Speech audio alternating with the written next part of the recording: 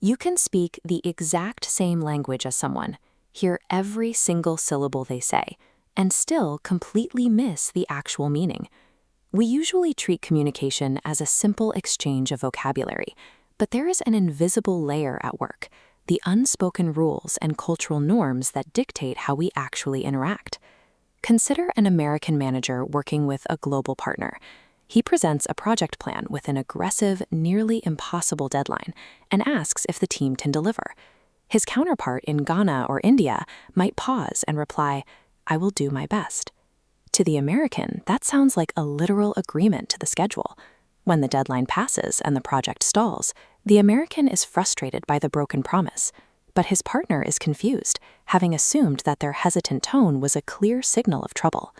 To navigate a global team, you have to look past the speech bubble.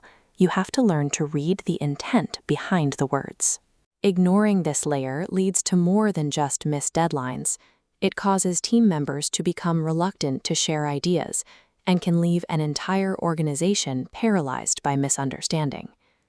Anthropologist Edward T. Hall mapped these communicative disconnects onto a single framework, the spectrum of context. On one end is the low-context communication style. Here, the primary goal is efficiency. Information is transactional, and listeners expect you to be explicit and literal. In this style, the message is transparent. What you see is exactly what you get.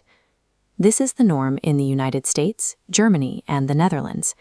In these cultures, a no is a direct, factual statement. On the opposite end is the high-context style. In these cultures, maintaining relationship harmony and group cohesion takes priority over blunt honesty. Spoken words are only the tip of the iceberg. The message is buried beneath the surface, communicated through nuance and environment. In Japan, India, or Thailand, social hierarchy and nonverbal cues carry the message's weight. The truth is found in what is deliberately left unsaid. A low-context communicator relies on the words they speak. A high-context communicator relies on the environment surrounding those words. Friction and misunderstanding are almost inevitable when these two vastly different styles are forced into a single collaboration. Suppose a German marketer provides blunt feedback to a Japanese partner. Both individuals are trying to be professional, but are using different operating systems. The German hears the subtle response and interprets it as evasive. Simultaneously, the Japanese partner hears the direct critique and feels it's harsh and disrespectful. This breakdown isn't a personality flaw or a lack of skill. It is a mechanical failure caused by clashing cultural expectations. How do you successfully navigate an economy where these invisible traps are everywhere? You have to step into the role of a cultural mediator, someone who translates intent, not just language.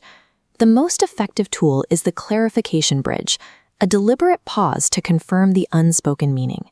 By asking, "Just to ensure I've understood the subtext here," you obtain the clarity you need without forcing a high-context partner into a confrontational loss of face.